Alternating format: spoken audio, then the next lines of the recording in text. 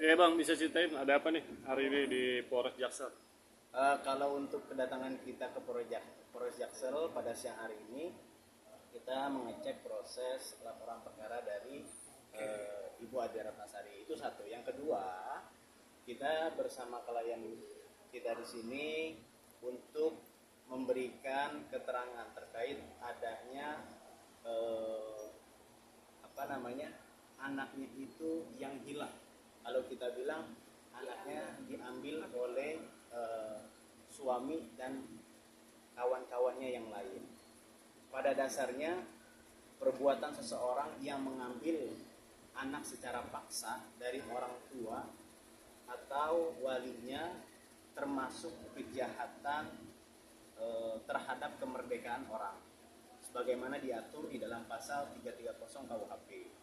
Nah, di sini adanya dugaan tindak pidana pada pasal 330 yang dilakukan oleh suaminya yang berinisial JFB.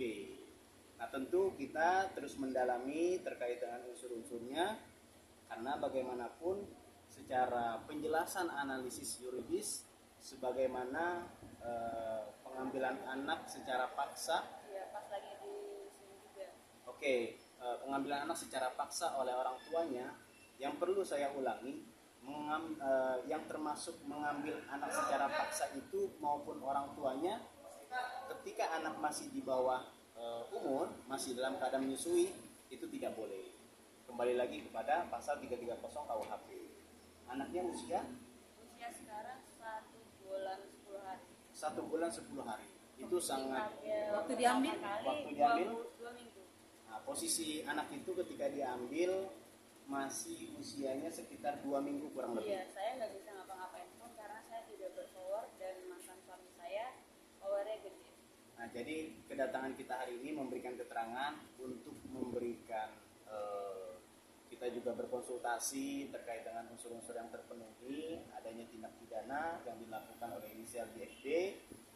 JFB ini seorang pengusaha yang memang agak cukup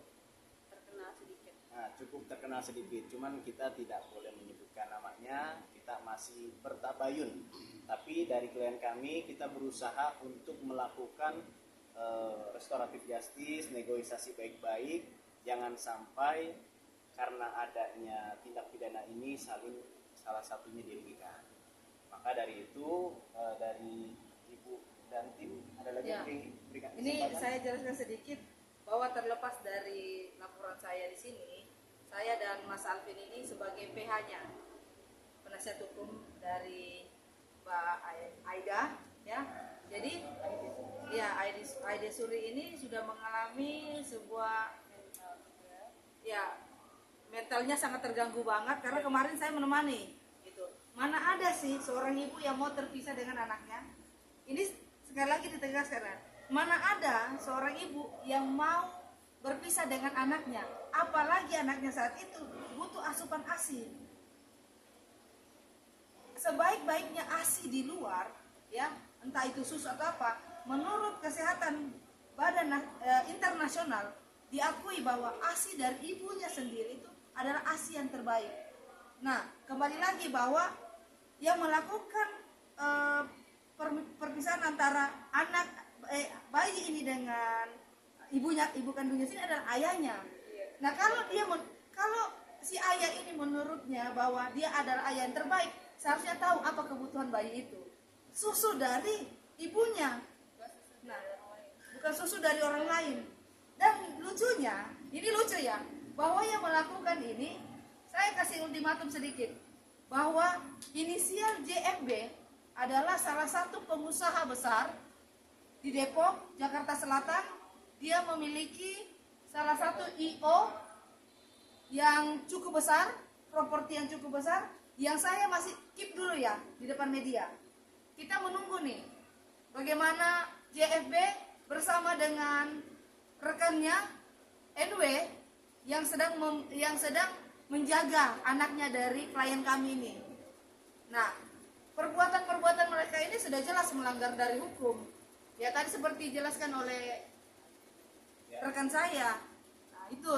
Jadi kita berikan waktu kepada Bapak JFB Depok, halo, bisa melihat kami di sini bersama dengan istri Anda yang sedang merindukan anak Anda. Memang ada komunikasi bahwa bisa saja melihat, ini bukan persoalan melihat, ini anak bukan usia yang sudah mungkin dikategorikan anak-anak. Ini masih bayi, masih menginginkan susu, Saya hanya ASI ingin dari anak ya. asuh dia saya, bukan di orang lain. Jadi, Sedikit tambahan. Tadi kan dari klien kami juga menjelaskan terkait dengan hak asuh.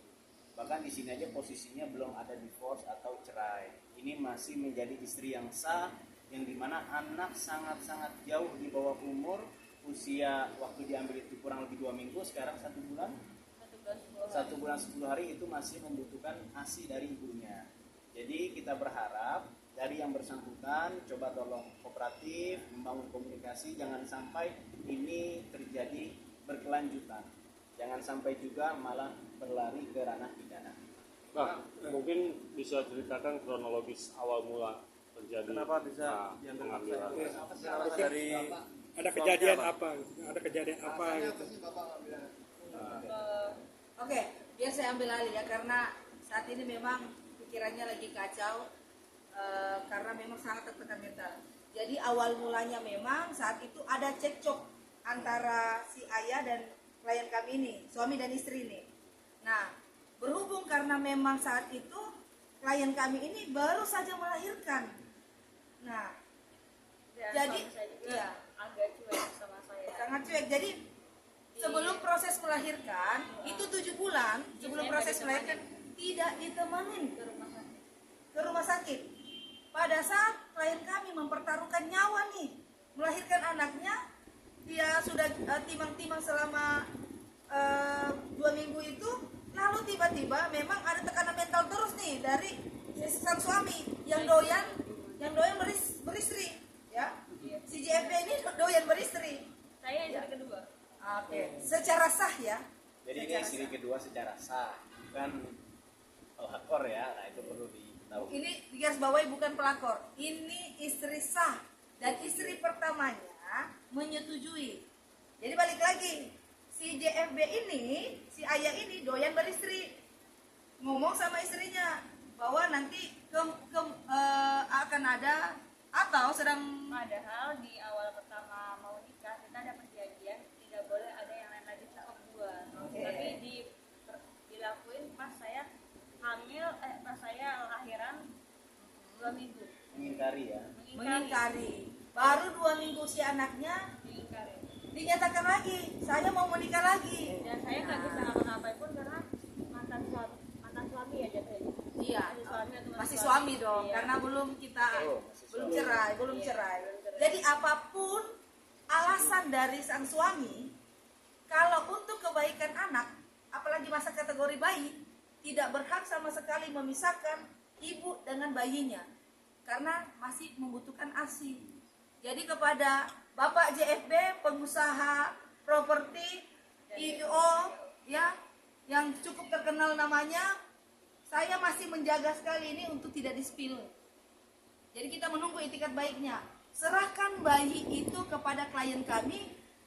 Ibu ini, klien kami ini ingin menyusui anaknya, rindu sama anaknya. Dan buat istri pertamanya, ya, inisialnya NW.